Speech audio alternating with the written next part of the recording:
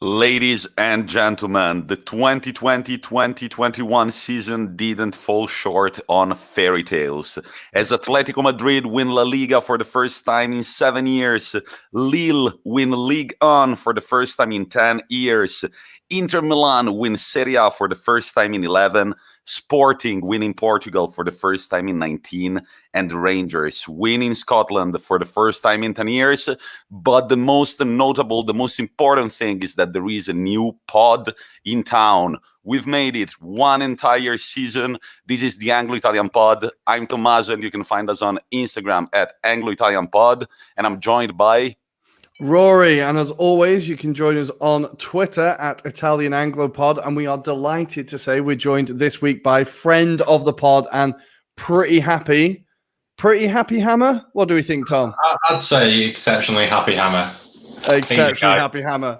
Can't get better than that. So we are ready to talk Serie A. We're ready to talk Premier League. But first, we're ready to talk about a Scudetto party in Milan, which was pretty unforgettable, no matter how hard we tried to make it forgettable. Yeah, I have to say that yesterday was like going to a music festival for the first time in years. I went there with my mate Michael kind of early in the morning. We saw the Inter Milan bus pass by on the way to the stadium.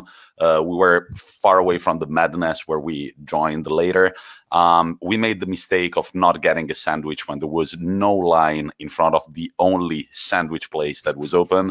And so I just told myself, the beer calories are going to do it. The beer calories are going to keep me alive. Next thing you know, you start having that sort of like thorn in your forehead. That means I need food now. So by the time Rory joined us, we were sitting down in this. Actually, it was quite a cute scene. There were all the people celebrating in front of the stadium, but then there were so many people that there were all these shadowy parts around the park and everything. And so we sat there for a bunch. We watched the game from Rory's phone. We met some people. We drank a little more. And then by the time the game was over, we all went underneath one of the San Siro towers where the players were expected to come down with the trophy.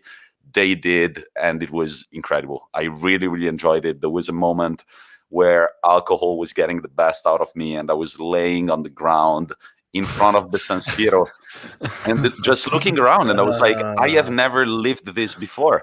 I'm laying down in front of the San Siro, and everything I can see above my head is blue and black flags, and I can see the players with the trophy far away in front of me. It was just beautiful. Rory, the thing that Tommy's leaving out is that he was lying directly in the way of people who were trying to walk past. And a lot of people were staring at him like, who is this weirdo lying in the street? But hey, you look like you were you were loving life at that point. So you weren't watching the players as they were coming out.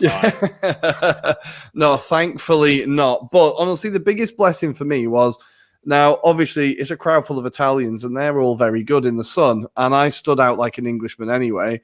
And being stood in that baking hot sun for, honestly, the wait for the players felt so long. There was a point where I was like, all right, guys, just fucking hurry up, please, because I think I might be sunburnt. But listeners, you'll be happy to... Listeners, you'll be happy to hear that I did survive the sunburn, and maybe after 10 years living abroad, my skin's finally adapted. Who knows? But it was a great day. I've never seen anything like it. Like, when I was in Madrid, I saw Atletico win the league, and that was incredible. But I felt like I didn't see as many pyrotechnics. I didn't see the variety of fans we saw, right? You were saying there was Lazio fans, Nice fans from where else? That was incredible. All the supporters that are twinned, we say in Italian, with Inter Milan. So Valencia supporters, Lazio supporters, and Nice supporters, they all came to the celebrations. Needless to say, the Lazio ones were the most fascist ones of the bunch. You could recognize them from the bald heads and the Fred Perry polo shirts, while the Nice fans were by far my favorite. It's funny because we're twinned with them, but their colors are AC Milan's colors, so red and black. but there was this guy speaking with a microphone, and at the moment he yelled, he was like, "The brothers from Nice are coming. Can you see them?" We turn around, and there is like far away, there is like this sort of like pathway of flares, and you see these like black and red bucket hats all moving to the music of a song or something, and they all get there, and we sing this chant for the Nice fans. They get up, they all start singing Forza Inter. I really, really enjoyed it. It was a lot of fun. Tom, did you get to see any images on social media of the Inter celebrations yesterday? I did, yeah. Rory obviously sent me a few little snippets, and it looked amazing. It's something I've never experienced as a fan, winning anything, to be honest. So it's nice to see it through somebody else's lens and see you all having such a great time. Yeah. No, it was incredible. It was a very good time. Well, we'll get there, but fucking. Do you remember much of it, Tommy? That's the question. What? Sorry. Do you remember much of it? No, I do. No, I remember everything. I wasn't that gone. No, but the thing that, and then, man, we went to a friend's house. He's an AC Milan fan. After the game, after the Inter game, we went to his house. Of course, there was the the AC Milan Atalanta game. It was very intense, but in the end, AC Milan won. I was happy for him, but fucking Napoli will get there. Just rain on all of Italy's parade. Like literally, the entire peninsula is rooting for you, and you cannot. You hold on to 1-0 for 5 minutes, and then you just let go. And that you just like in Italian we say sgommare le mutande, to like stain your underwear. That's what they did. they did stain it. I did see the Juventus players celebrating like they had won the league when they got the top 4, which is a bit of a fall from grace considering they've won the league 10 years in a row before that. But it's a shame. Yeah, Bonucci was very vocal today on social media. People were counting us out. People were already wearing like their funeral outfit. They were so ready for to count us out. But then we've shown that we're still the most dominant. Yeah, whatever. That's very unlike Bonucci. Who could have seen that coming? Oh, yeah, right. But that was it for the Milan celebrations. Guys, this is our last Euro Review Monday. I will be uploading videos and pictures from yesterday's madness onto our Instagram page at Anglo-Italian Pod. Rory will be doing the same on Twitter at Italian Anglo Pod. I can guarantee that I've taken quite a few sexy pictures. And Rory, the most important thing, there was a blimp outside the stadium. There was. I forgot to post it today. That memory did get lost somewhere in the haze. But yes, that will be posted. Yeah, that was amazing. We were like walking to the stadium. I was like, oh shit, Tommy, there's a blimp. There's a fucking blimp. So yeah, we've got lots of pictures. No, but you said it was Brozovic, eh? Well, it was, we read somewhere that Brozovic put some money to have that go up, but I haven't read anything about it today. So I think it was just like a rumor that we might have overheard from somebody. And then we were just like, that's a cool rumor. Let's just spread the word, even if it's untrue. Well, now it's a fact that Brozovic paid partly for the blimp. Thank you, Brozovic. He's now officially bought the Anglo-Italian blimp. So, hero, absolute hero. Thank you very much, Brozo. But Rory, tell our listeners and viewers how this episode is going to be structured now that we've covered the celebrations. So we're going to let Tommy calm down for a bit before we go back to Serie A, and me and Tom are going to talk our way through the Premier League season, the highs, the lows, the surprises, and the eventual winners, losers. So obviously, we need to start with West Ham, right? I think we're going to start with West Ham. Now, for me, they've been my kind of surprise team of the season. I think everybody's surprise team of the season. And I'm sure we'll get onto it, but if anybody other than David Moyes wins Manager of the Year, I think it's a travesty. So I'm just going to let you go, Tom. Your first thoughts, your first impressions of the season that's just happened. Yeah, well, it was obviously exceptional. I shared something with you earlier on, Rory, like the perception of fans at the start of the season, and West Ham was like by far the lowest in terms of what the fans expected and how they were feeling. We were just not very happy. We've come off a couple of bad seasons. Selling players, the players they're bringing in weren't great, but then like the last 18 months, Moyes has really kind of got it to click, and he's made a really, really big difference. He's brought in players that work hard. He's got the existing players working hard. He's come in, I think, I think a few of the players have said the first thing he did was he brought up all the players' running stats when he came in, and he said, "You're not running far enough. You're not running hard enough. You're not doing enough." And he basically said, "If you don't do this, this, and this, and this, you can't play for me." And pretty much all the players, bar maybe one or two, bought into that. The ones that didn't were shipped out. The ones that the rest of them did, they've just worked really hard. They've found a really good structure under Moyes where they're playing kind of low possession, but also quite entertaining football, hitting teams on the break. And when they've got the ball, they actually do a lot with it rather than just kind of kicking it around to the back and keeping those percentage numbers high. They usually get like 35, 40%, perhaps, bombing forward. And they've just kind of got a real togetherness in the squad. Big shout out to Souček and Soufal, obviously the newish signings from the Czech Republic, both came from Slavia Prague. Those two have been a revelation, really. If you speak to anyone in the squad, they say both kind of not only are their impact on the pitch and as talent, their character in the dressing room, the way they've kind of driven the team on, the way they've made a difference, and they've kind of pushed the standards up in the whole club. A lot of really funny stories about Soufal doing like 2 hours extra training every day, then getting the bus to the local park to do more things like that. They're really crazy stuff, and there's just countless stories like that. And it's just great to see. It's just been a brilliant season overall. Sixth is an incredible achievement for West Ham. To get into Europe is brilliant. No, you're right, exactly, and you're right. Like following on from last season, where it was kind of a relegation scrap, and things did look grim. I remember before the season, people were complaining that you sold, was it Diangana to West Brom, and people were thinking that it was another year of broken promises from Sullivan and Gold. And I think obviously the credit almost definitely goes to David Moyes, most definitely. But it's been a hell of a turnaround. Souček and Soufal, I think everybody's been incredibly impressed with. But who's been your player of the year for West Ham?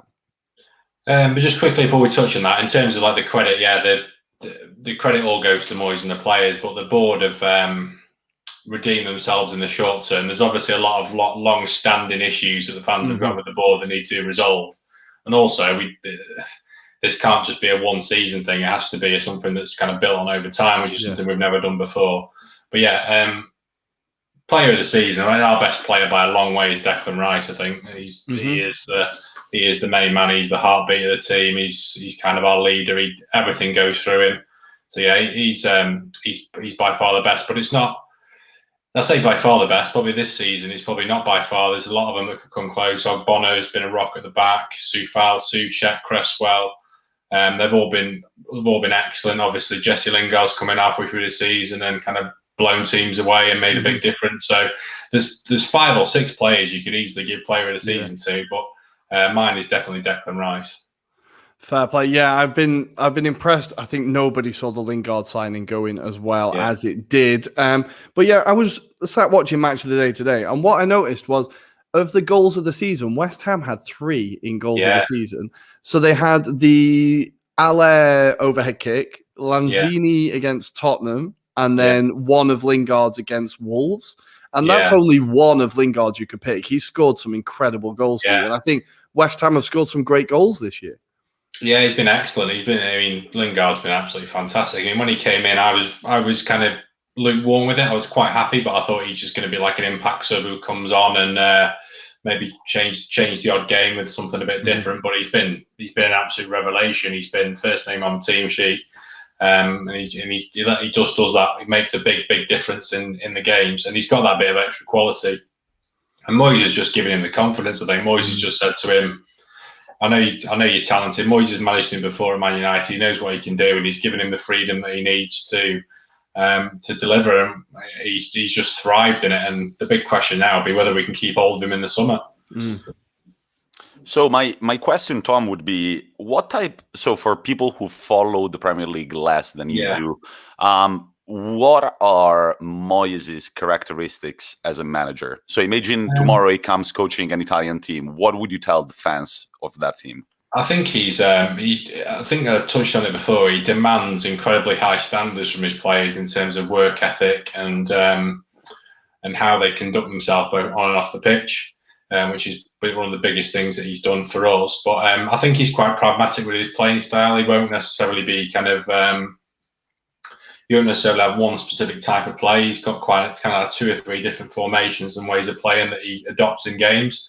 But generally, he'll try and kind of sit quite deep, as I said before, and try and let he prefers it if teams come onto them, and then they'll win the ball back quite high up the pitch and then push forward with pacey attacking players and get down the wings and then cut inside for a striker to simplify it. But yeah, he's just one of those managers who's really prioritises hard work over everything else. I think he likes the attractive part of the game, but that for Moyes will never come at the detriment of hard work. It always comes down to that first, which for a club like West Ham, I think is something you've got to have. People always talk about the West Ham way being kind of fancy flicks and stuff, but most West Ham fans aren't interested in that really. They're interested in players that want to work hard, and that's something that Moyes really gives. Because you can forgive a team for losing if you can tell they've given everything. Teams in the past, you couldn't see that, but with the Moyes team, you see that even when it's not quite worked out or tactics haven't quite paid off or we've just been beaten by a better team, we've still given everything and we've still kind of put everything on the line to get the win, which is not something that happens a lot at West Ham. Well, yeah, I got a feeling from our Halloween episode, that it's not always been like that at West Ham. No, absolutely not. Normally it's like bang average for like 10 or 11 games, and then they turn up for like 1 or 2 and get a couple of results against big teams, and then that's it. But this season it's just been really consistent, which has been amazing. So what should be the goals for West Ham in the Europa League next year? It's going to be a big summer. I mean, it's going to be a big summer transfer market-wise, because with the squad they've got at the moment, I think they'll really struggle to maintain the league form that we've got and make a push in Europe. So I think they're going to have to invest quite heavily in terms of they're going to have to get a top quality striker in. Looks like Tammy Abraham's the #1 target. And also, I think it's El Nesri from Sevilla. He's the other one that they're looking at. Nice. That guy is they're good. the 2. I mean, they won't get both of those, but I think they'll try and get one.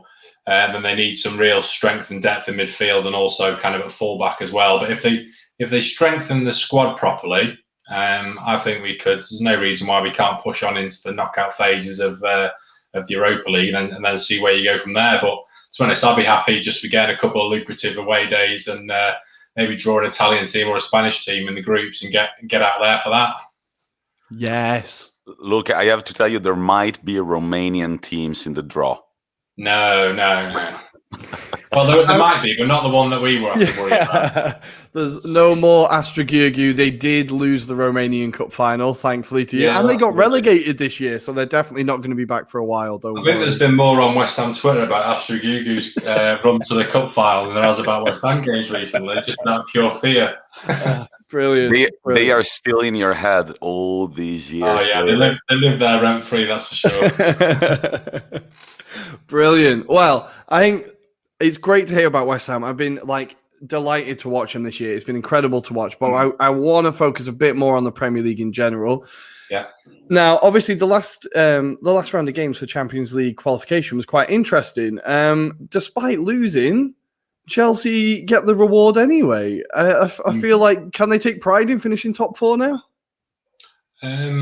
I think they probably can, because I think the main thing there'll be for them is it takes a lot of pressure off them for the Champions League final, doesn't it? Because if they hadn't finished top 4, they would not only be playing the Champions League final to win the Champions League, which is big enough, but they'd also be playing it to be in the Champions League for next year. So they'll be happy from that perspective.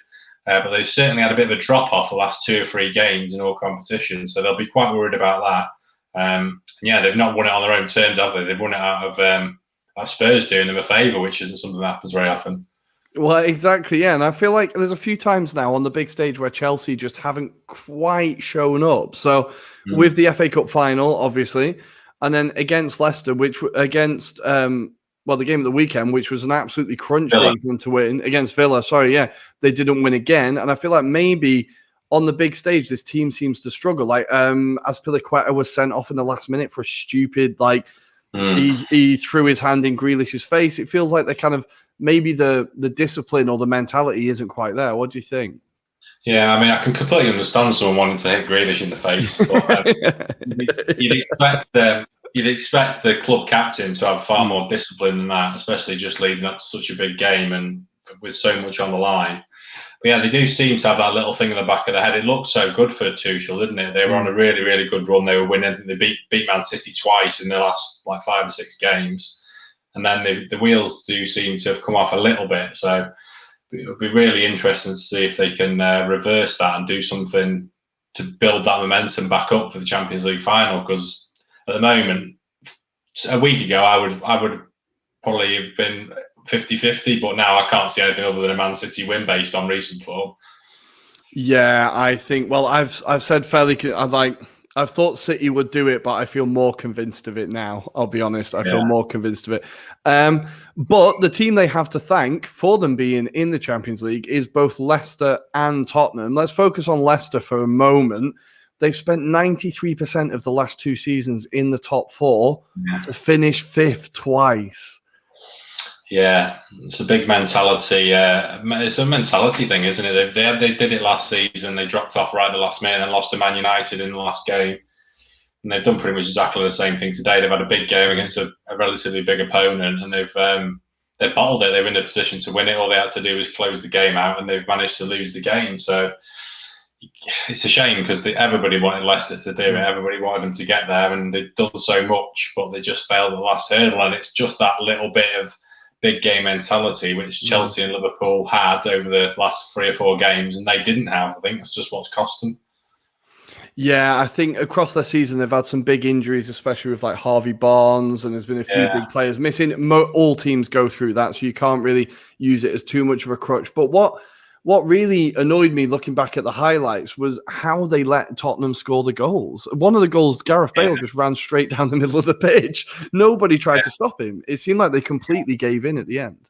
Yeah, I think it's like I say, I think it's just they've kind of got rabbit in the headlights thing. They realised they were so close, and it's easy to do it up to a point. But then when you get to the real crunch part, they've perhaps not quite got that experience just to get them over the line. Because you see the bigger clubs like Man United, Man City, Liverpool, Arsenal back in the day, they knew how to close out games. They knew how, when they were in good positions, they knew they just had to keep the ball, and they knew how to kind of like manage games properly. And I think that's just a little bit that Leicester have just lacked, that little bit of nous and a little bit of game management. I think that's probably all it comes down to be honest, because they're certainly capable of beating Tottenham on Sunday. They just didn't quite have enough on the day. Yeah, is this something that we can level at Brendan Rodgers maybe? Because I feel like with his Liverpool team, he got it right up to the end and then they collapsed, right? And this is the 2nd year he's done it in a row with Leicester. Now, obviously, he had great success in Scotland, but there was no competition in Scotland, right? There was no real competition against him. Do we think that this is something that Brendan Rodgers is this what's stopping him from being considered a top tier manager? Possibly, but if you put him in a top team, then he probably would win the titles. Liverpool, he had no right to be anywhere near the top of the league with that team because it was. I mean, Suarez got them there almost single-handedly, didn't he? Really, and Leicester, obviously. I mean, I think perhaps there is something in that, but I think it's just that little bit of experience within the squad and a little bit of game management. I don't think Rodgers can do that much if his players just kind of lose that little bit of edge in the last 20 minutes of big games in that scenario. I think that's probably down to the players more than anything else. No, I think that's probably fair. That's probably fair. So ultimately, Liverpool and Chelsea qualify. Liverpool got a fairly comfortable win at home, 2 goals from Mane. I don't think anybody saw their season end in this way, right? What a weird season for Liverpool. They've gone from top to 8th to eventual Champions League qualification. Do you think this has been an ultimately successful season, considering how bad it looked at one point?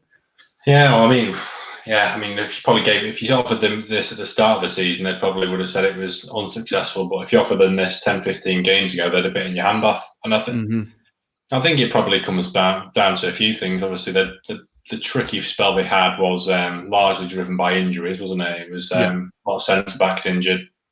And Klopp seems to have Klopp's made more of that than is justifiable because every club's had injuries. But losing somebody like Van Dijk so early in the season is gonna hurt. But then towards the end, I think it comes down to the reverse of what I said about Leicester. They had Liverpool got a lot of big game players with a lot of big game experience, a lot of trophies in the cabinet, and they know what they need to do to deliver on the big stage. And I think that's ultimately what's gotten through. They've obviously seen the last 10 games as like bit of a mini season and thought, let's just go at it. Let's kind of start building a bit of momentum, and they've managed to do it, and they've found a bit of rhythm at the back, and they've managed to get their strikers scoring again, and it's paid off for them. I think, it's come down to that kind of winning mentality, and Liverpool have always had that kind of belief that they can step up and win the big games, which is something that not many teams have. And I think that the very important points for Liverpool came from two names that were super highly regarded in the past seasons and that have been getting a bit of stick this season. So on April 10th, Liverpool win 2-1 against Aston Villa. Alexander-Arnold scores at the 91st minute. Yeah. And just a few weeks back, West Brom, Liverpool, Alisson Becker scores at the 95th minute. So this is really the veterans of your team, those people that have led you to winning a Champions League, really coming in clutch and embracing all what Tom was saying. Let's look at it as a mini league. Let's try to do the best we can. On the way, they also beat Manchester United, who've had an incredible season. So I think that, this grit really came out at the end. At the end, they knew they had a chance. They were not going to let that slip. Eventually, Leicester did. Well, this is it, exactly. And you made a very good point about the last 10 games. In their last 10, they've won 8 and drawn 2, which is insane. Like, they really have gone absolutely hard at the end of this season. Yeah, you're right, Tommy. The Alisson moment I thought was huge. I thought that was going to be like, right, they're going to get it now, because once your goalkeeper's scoring last-minute winners, like, you're meant to be there. Like, you'll be fine. So ultimately, yes, Liverpool and Chelsea qualify. Leicester slip into the Europa League, joined by the Happy Hammers. And Tottenham find themselves in the Conference League. Now, it's interesting at Tottenham at the moment. First of all, I need to give a shout out to Max. Yes, your $50 are in the mail, as you guys say. They're coming, Max. Yeah, by 1 point. It was closer than I thought. So good game. Same bet next year. It won't happen again next year, I'm telling you. But you're going to do double on quips next year. It might be 5 in a row, Rory. No comment. But I am going to follow it up with, are the two best things about Tottenham leaving at the end of the season? Gareth Bale has taken the first flight back to Spain, and Harry Kane he's off now, right? He's going to be going. Yeah, with Bale, I mean, he's obviously still incredibly talented. He showed that on Sunday, but I'm not sure his heart's really in kind of week in, week out, top level, elite football anymore. He seems to be quite pick and chooses his moments, turns up when he wants to, and stuff like that. That seems to have been a reoccurring theme over the last 2 or 3 years with Bale, unfortunately, along with his injuries. So I wouldn't be that bothered if from a Tottenham perspective, about Bale, really, especially with the money he earns and everything like that. Obviously, Harry Kane's completely the opposite of that. That's basically taking them back to the starting block, isn't it? Really, that's. I can't imagine the likes of Son and anybody else like Højbjerg and players like that. They're going to be thinking now, well, what's in it for me? They're at points in their career where they're going to be wanting winning stuff as well. And if Tottenham may well go on and rebuild, but it's going to be a process over time. It's not going to be a one season hit with Kane going. So absolutely massive. And it's I try not to enjoy it too much, but I think it could be a while before they're back competing for the top 4 or top 6, I think now, because if he goes, because we don't know if he will yet.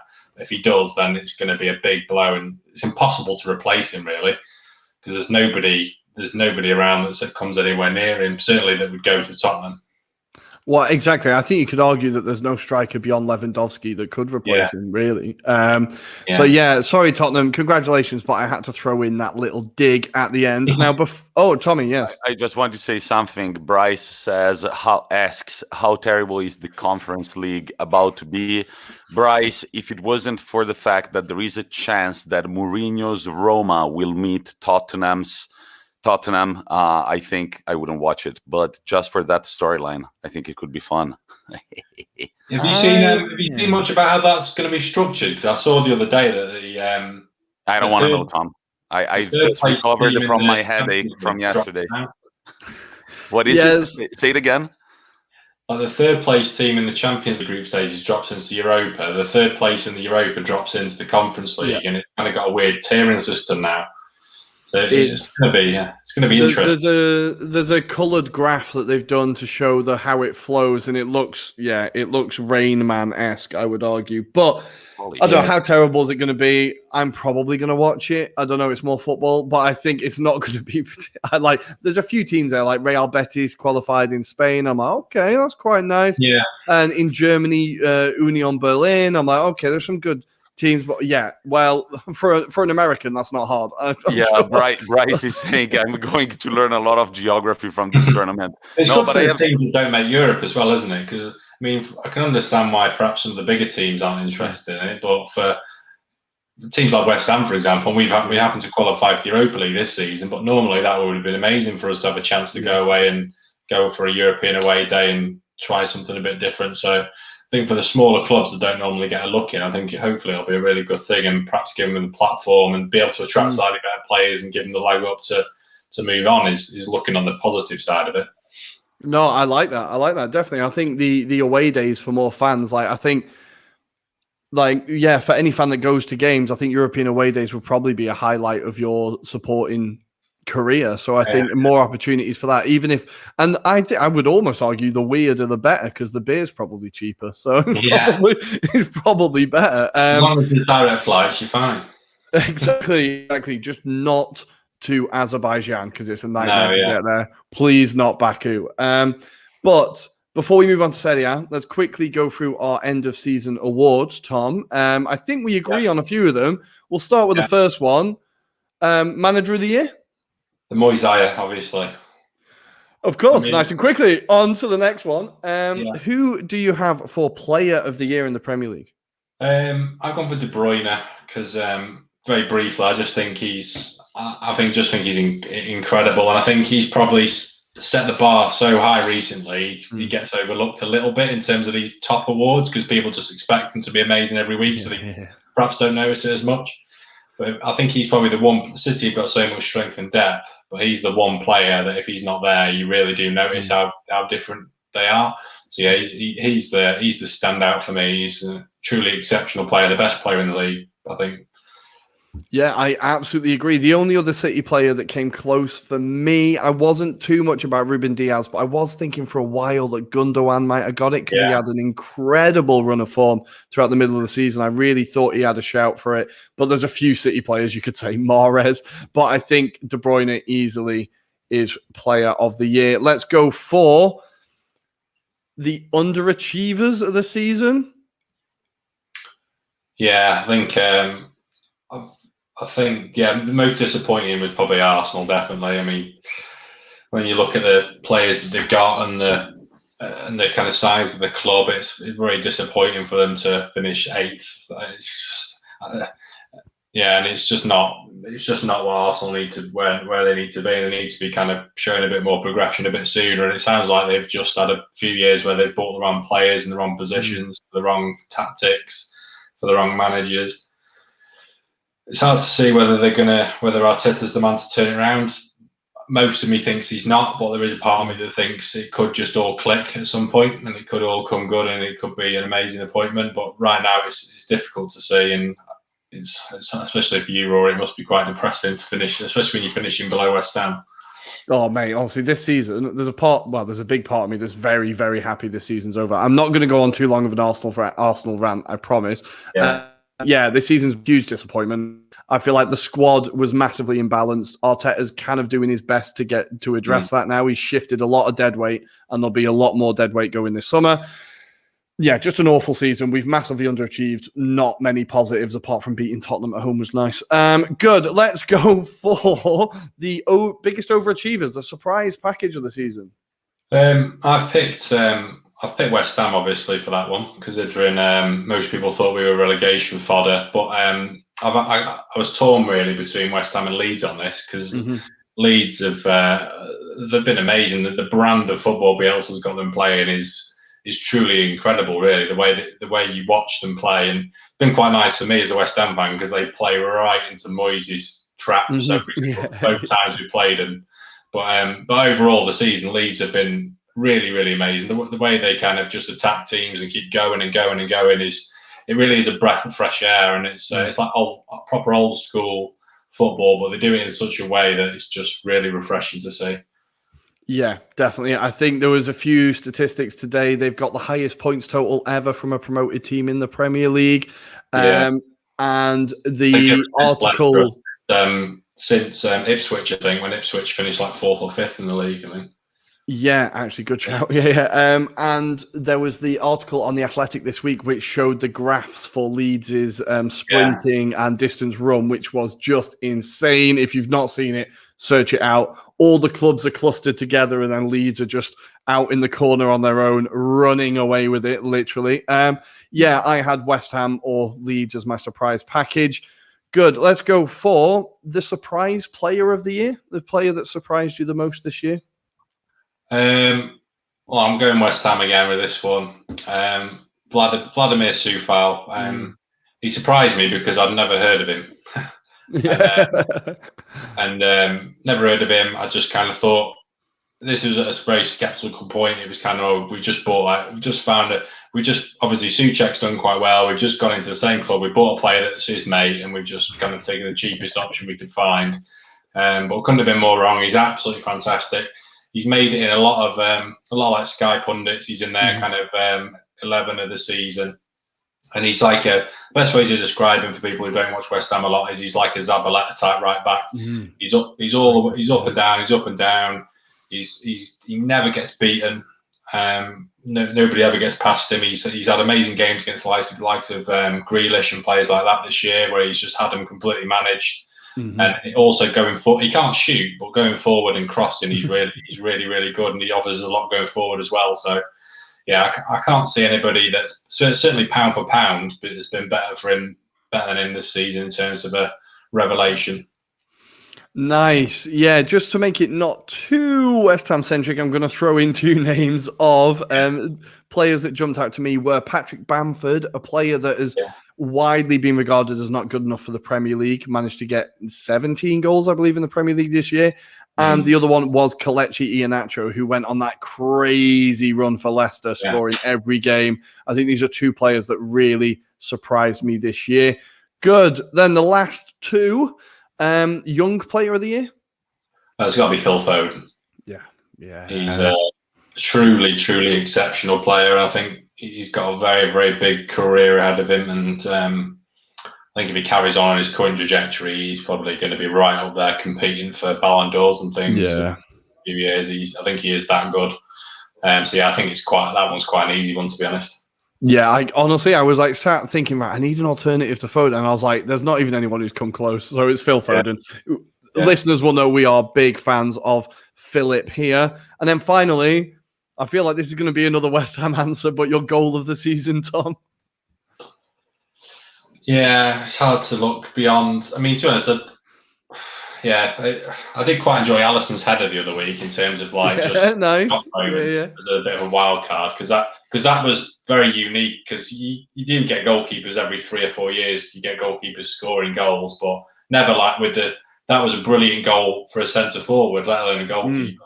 Normally a goalkeeper scores, it's like a goal kick that's caught a bit of wind and travelled over, or a scramble in the box. But that was excellent. But I think kind of in terms of the goal I've enjoyed the most was Lanzini's equaliser against Tottenham when we were 3-0 down. It was a exceptional moment, and that goal was the difference between us finishing above them as well overall the season. So made a big difference. Beautiful. Yeah, I'm just going to shout. I'm going to give I couldn't decide between, and the two very recent goals, Cavani, the first goal in front of the Old Trafford faithful, or Ferran Torres against Newcastle, that lovely little back heel flick on the volley. I did really, really enjoy, but we'll give it Lanzini because it's against Spurs. There we go. Goal of the season. Beautiful. Okay, well, I think we're ready to go to Serie A. Tommy, are you ready to take us through Serie A? I'm going to take you through Serie A, keeping in mind that yesterday I was celebrating most of the day. The only game that I did watch last night was Atalanta AC Milan. It was not a super impressive game, but I have to say that at the end, AC Milan deserved to go through with 2 penalties. After so long without penalties, AC Milan fans were starting to complain after they had got 14 in the first half of the season and then none anymore. They got 2 last night from former Atalanta man Kessie, which means that AC Milan are back in the Champions League. Now, Juventus beat Bologna 4-1, and Napoli only drew against Verona 1-1, which means that Napoli miss out on the Champions League. We'll get there for the second consecutive season, and it means that in this order, Inter, AC Milan, Atalanta, and Juventus have all qualified for next year's Champions League. Do I like it? No. I wanted Juventus to be out of it. Napoli really, really fucked it yesterday. Big time. Like the way Inter sometimes do in the Champions League on the last match day against PSV, that you need a draw and you somehow manage to lose, or that kind of stuff. It's all about the pressure. What? Sorry? It's all the pressure that builds, isn't it? I know, man. I know. But literally yesterday, the entire country was supporting Napoli, and they couldn't stand the pressure. They couldn't, and they bottled it. But one thing that looks cool: Inter, AC Milan, and Juventus all in the Champions League for the first time since God knows when. It's gonna be fun. I'm way happier for AC Milan than I am for Juventus. I've said it over and over again. AC Milan is still a team from my city. They've got big time European DNA. I mean, I've talked about their 2005 team for so long, 2004, 2005, 2006. It's just nice to see AC Milan in the draw again. Am I worried about the draw? Well, considering the Lille won the league in France and we're going to be first seeds, we might as well draw PSG, man. I don't know, like PSG second and Barcelona third. That would be a little bit of a nightmare, but that's going to be later on. Of course, nothing else had to be decided last night in Serie A except for a spot in the newly created Europe Conference League.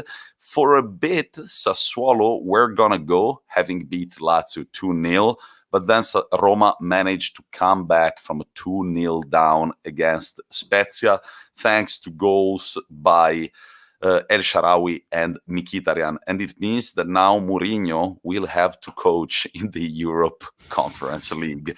And I remember the subtle digs that he had at Europa League. I can just imagine when he's going to have to play a game at 3:30 p.m.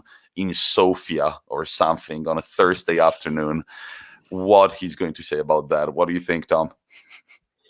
Yeah, it's certainly not going to be very comfortable for him, is it? No. He's going to have to. You're going to have to adapt, because some of those away days that you get in like the far reaches of East Europe, they're pretty brutal. Not only in terms of the atmospheres and stuff when you get there, but all the travelling that you have to do. If you're doing Thursday, Sunday games and you're doing kind of 14, 15-hour round trips just to get to the games, it really does take it out of you. So yeah, it's interesting. Yeah, and the other thing that is interesting is that I don't think Roma are going to have that big of a say in this competition. So it's going to be yet another disappointment for their supporters. Oh, we're in the Conference League. We might as well win it. And then you lose like 7-0 in the semifinals or something like that. Of course, I hope not. But I don't know. I kind of have this feeling Roma are serial bottlers, as you may know. The thing is, even looking through that list of players, the list of teams, I thought, well, Roma aren't the best team in that list. They're not better than Betis. I would argue they're not better than Union Berlin. Dude, they're not the best team in that competition. Dude, Union Berlin is pretty dope in the European Conference League. That's pretty dope. I'm really excited about that. We're going to talk about that in the Bundesliga a bit, but one thing that needs to be said is congratulations to Sassuolo. They didn't make it to Europe, but still they managed to score the most points they've ever scored in a single Serie A season, with a grand total of 62, haven't won 17, drawn 11, and lost 10. So Sassuolo has become accustomed to being in the top part of the table, right there. They're 8th on even points with Roma, followed by Sampdoria Hellas Verona, etc., etc. And the 3 relegated teams are, of course, Benevento, Crotone, and Parma. Before I go to the end of the season awards, I would like to say that last night there was also the first leg of the Serie B playoff final. Venezia, Cittadella, Venezia managed to win 1-0. They were actually playing in Cittadella with a goal by Palermo man Di Mariano, who is, I discovered, Totoski Laci's nephew. Whoa. Footballing royalty. Footballing royalty. You remember that name, Tom? Totoski Laci? Like the No, big it's eyes. not one that. It's not one. Is he a manager? No, he was a very good Italian striker. He played for the national team for not that long, but he was there at Italian 90. He was Italian 90. He was Italian 90. Yeah. He scored. Maybe if I saw a picture of him, I might recognise him. Yeah, I just remember he had really big eyes when he celebrated. His eyes were like bulging out of his head. Yeah. Scary looking guy. Footballing royalty. I love that. Footballing royalty. We could see Venice in Serie A. That'd be quite exciting. Dude, that would be dope. I've already sent you pictures of the stadium. We're organizing our little road show for next year. Yeah, boy. So, shall I start with my Serie A awards? Yeah, let's do it. Let's go through. We can discuss it. Let's go. All right. I'm going to start from manager of the season. Rory, you can say it for me. Pioli. No, fuck that. Antonio Conte, okay, right. course. Antonio Conte, despite Pioli being on fire, and oh my God, did we sing that song yesterday? Pioli is on fire. Shut up. No, it's Antonio Conte, of course, Inter Milan manager. You have to think that this was his second year at Inter Milan. Last year ended with a pretty sour Europa League final. Let's not remember that Romelu Lukaku saved an Alexis Sanchez shot on the line for Sevilla. That was quite something. We were that far away from winning a trophy last year. This year, we managed to score 91 points more than any other team in Europe. So if there was a table of all the teams in Europe, we would be top, baby. Do you mean almost like a Super League? Some type of Super League? Is that what you mean, maybe? That kind of stuff. That sounds like a really good idea. Why don't I like that. Pick that up? Should we propose that only like something stupid, like how could you put it? The most historical teams can do it, can have access to it. But considering that the highest in the past 10 years has been Juventus grand total of 95, 91 on your second spell at a team who hasn't won a league in 11 years. Not bad, Antonio. 28 out of 38 wins, only 7 draws and 3 losses, the last of which, whatever. Thank you, referee. But also, best defense in the league with 35 goals conceded in 38 games. Take that. Second best attack in the league by 1 goal.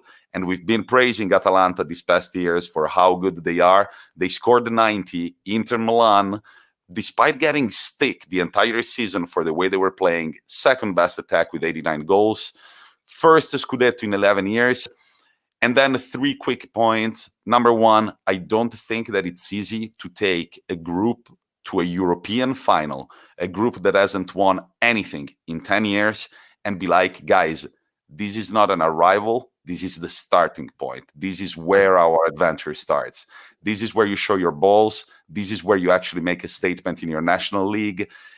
We got out of the Champions League in quite a terrible and despicable way. Again, Conte was able to split the two things. We're out of Europe. We've got another competition to focus on, maybe 2. 1 didn't work out. He was able to keep the focus on the league, and we won it. I also have to say that he is the man that reintegrated Skriniar after almost benching him for the entire season last year. And he's also the man who reintegrated Eriksen. And I don't know, man. I don't know. But I've read a few Eriksen interviews, and he sounds well happy to be in Milan. Dude, the face of that guy with the trophy was the one that probably, I don't know, the one that struck me the most together with Andanovic. I've said it before. Andanovic is the Interman that deserved it the most for what he's done in the past years. But Eriksen was just like 1 year ago, he wanted out almost already. Now he's champion of Italy. So a lot of beautiful stories. Antonio Conte, manager of the season, well deserved, I believe.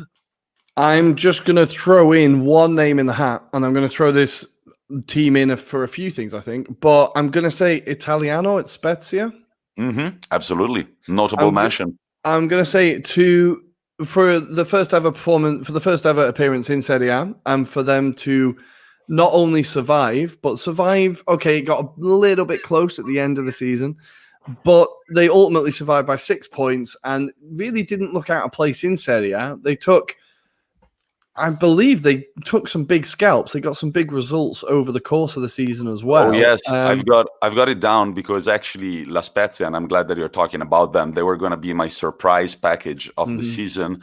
They finished the 15th, 2 wins above relegation and above both Cagliari and Torino. If you want to look at Cagliari's and Torino's wages, they are way higher than Spezia's. They had a very bad ending to the season, only 2 wins in 10 games, but still managed to take the scalps of Udinese, Bologna, Napoli, Sampdoria, Roma 3-0, Sassuolo, AC Milan 2-0, and Cagliari. And all of these teams, they've got some certain Serie A experience. The point average for Italiano was 1.03 points per game, and that was the needed recipe for his first year as a Serie A manager. It worked perfectly, and I pinpointed 3 standout players. Their center forwards, Nzola, 11 goals, and Piccoli, who had 6. And then the right wing, Verde, keep the name in mind, we're going to talk to him about him again. And then Tommaso Pogbega, who is a very, very good central midfielder. So yeah, Vincenzo Italiano, definitely Rory, a honorable mention for best manager of the year. Beautiful. And while we're here, they are your surprise package of the season?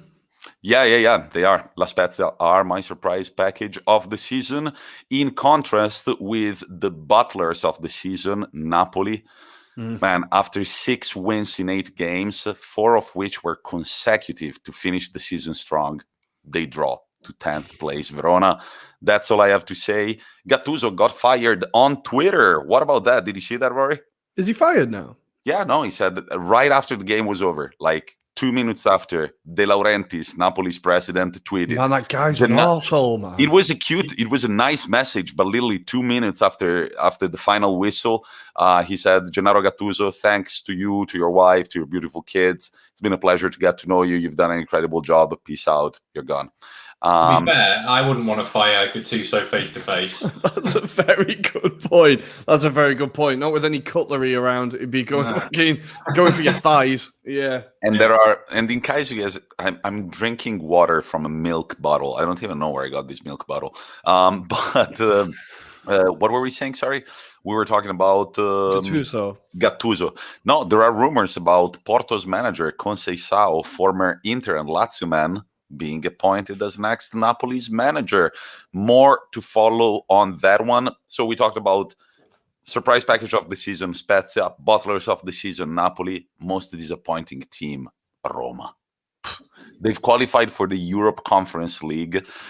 Yeah, they haven't won a single game against any of the top 6.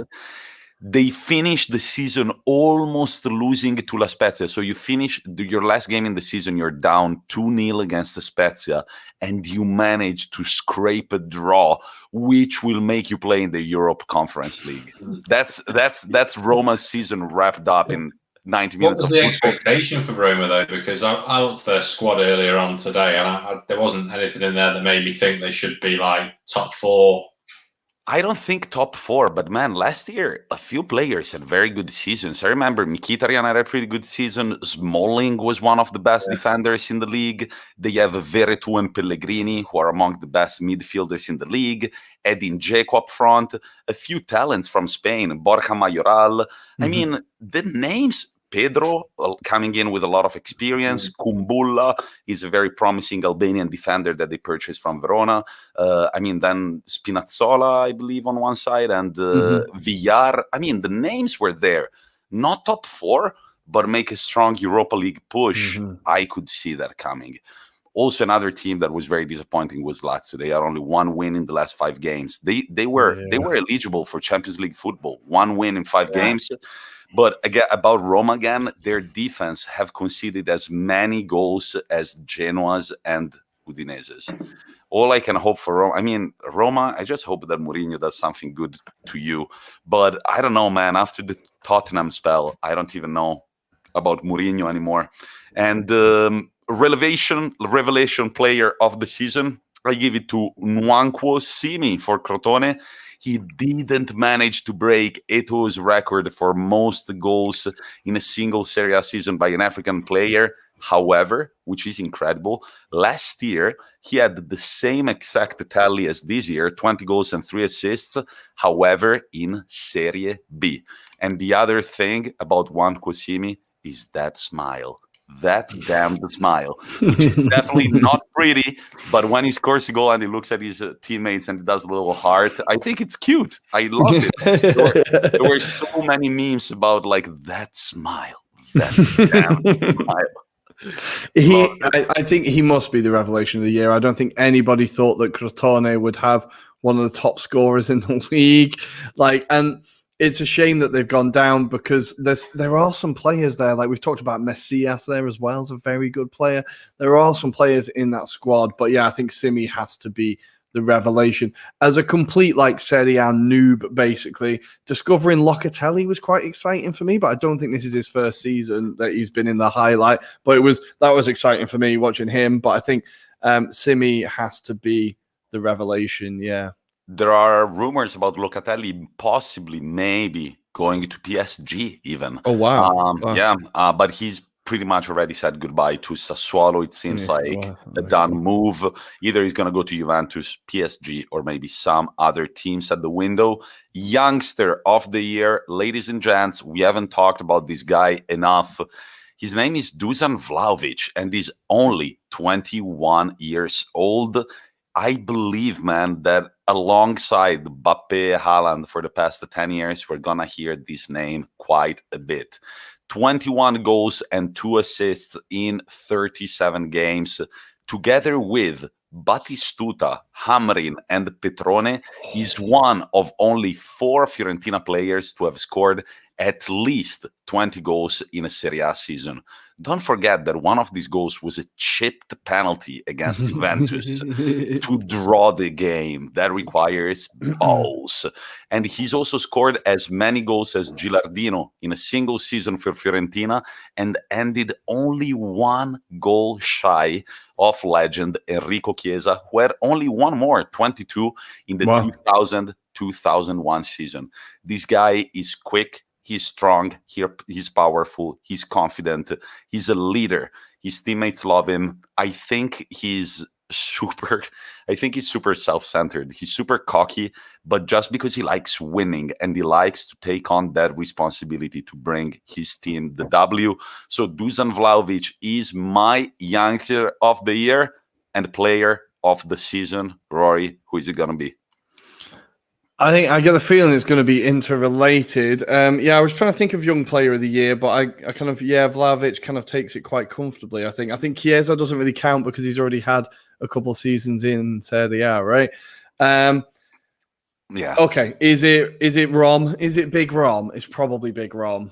It's Big Rom, ladies and gentlemen. I mean, he did everything last year. He did everything right, and then he was at the wrong spot in the wrong time, and he hit that ball that would have drawn the game. Maybe won us the Europa League. Who knows? Well, this year, and this guy has been getting so much stick over the years that to see him come back with this determination.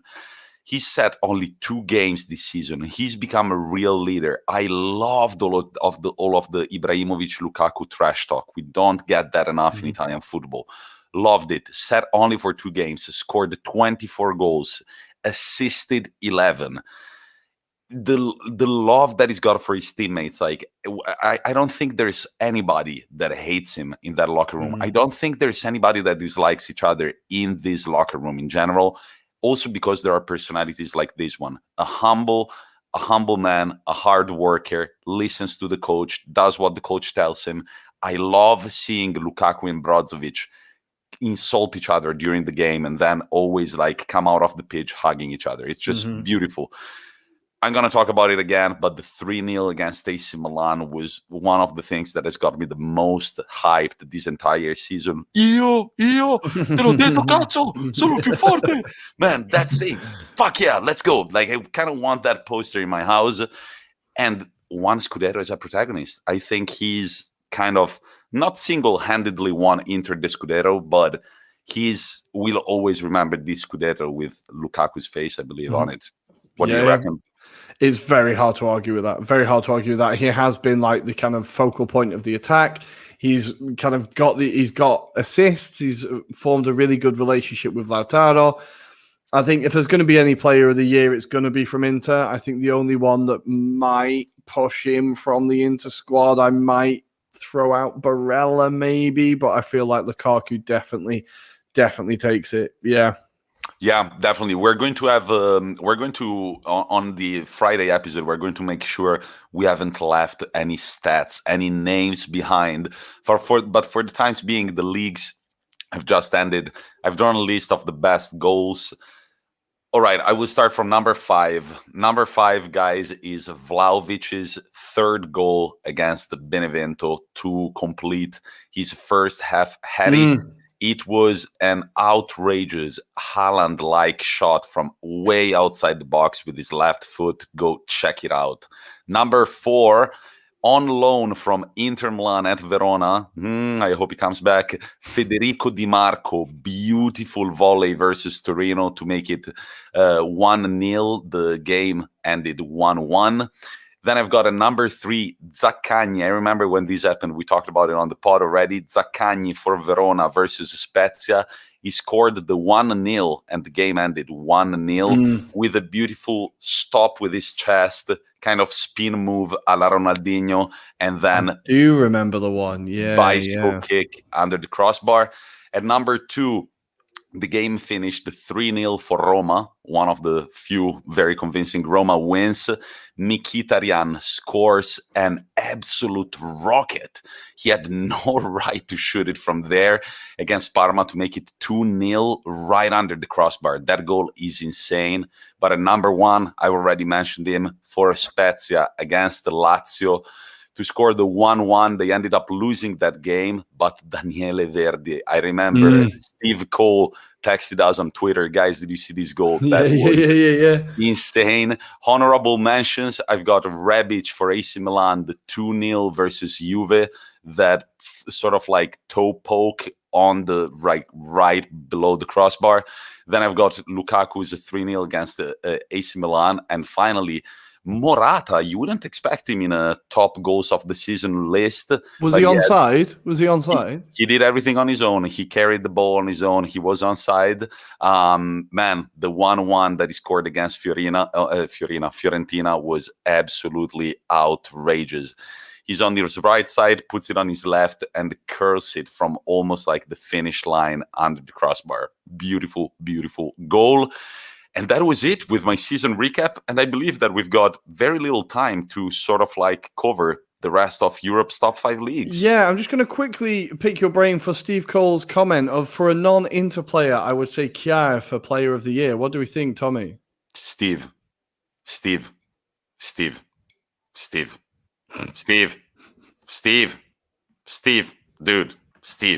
Come on, Steve. That's it. No, it was only ever going to be, I think it's a closed shop here. Steve, I think it was only ever going to be Lukaku. There's no space for Steve, negotiation. Can I give player of the year to a player who plays for a team that qualified, that were winter champions and qualified for the Champions League on the very last game of the season? I can't. He had a great season. Maybe there is an argument for Kjaer being in the team of the year. Maybe there could be, but we would have to check the stats. But player of the year, man, player of the year is a big one, Steve.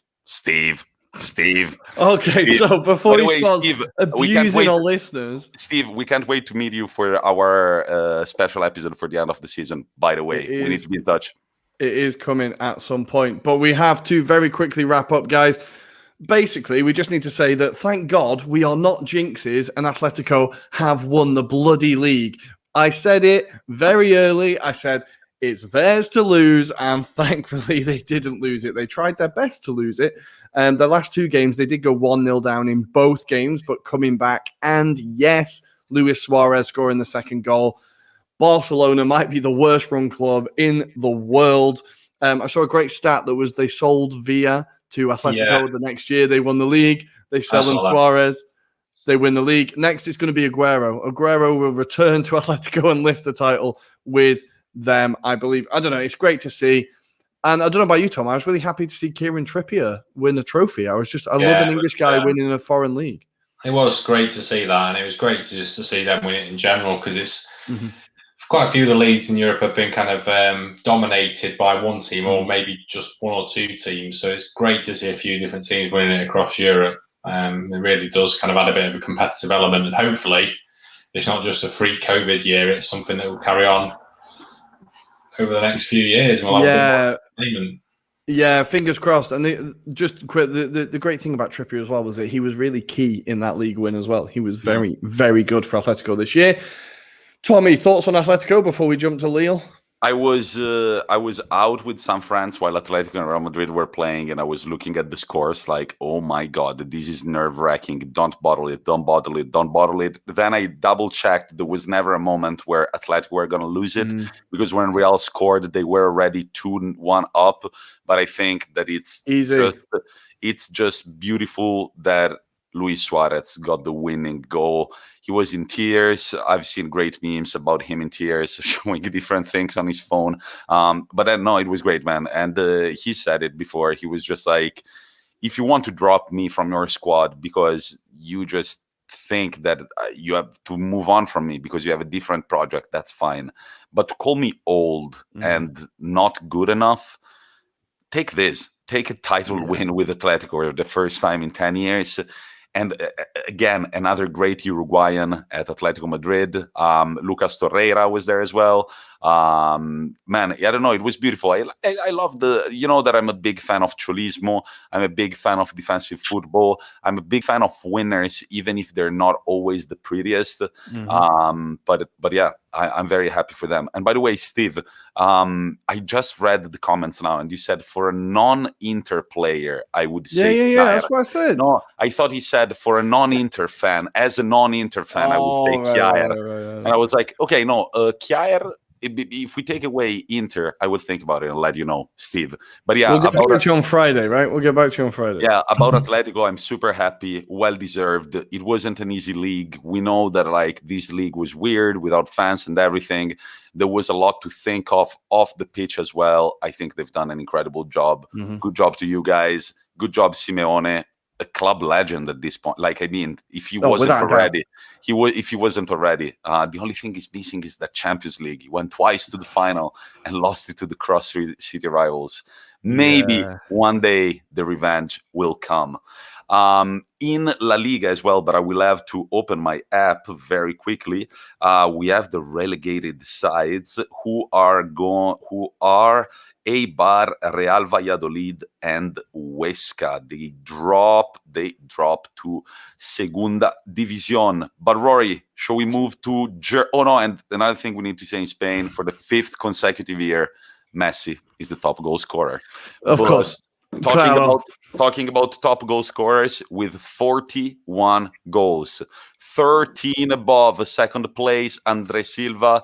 We've got the all-time record goal scorer in the Bundesliga, Mr. Robert Lewandowski. Congratulations, buddy. He did it, and he waited until the 90th minute to do it, but it came. Oh God, I love Lewandowski. Will he finally get a Ballon d'Or? Are they going to give him one? Should we give him the TAIP Ballon d'Or? We're going to make one. You can have the inaugural. I'll send it to Poland somewhere. I don't know. Maybe one of my old students knows him. It's wishful thinking. But what a guy, what a striker. I'm in love with him. It's incredible. I was so happy that he broke the record. But he was shortly followed by Haaland. Scored 40 goals in all competitions this year, which is insane. So he scored in the 3-1 win over Leverkusen.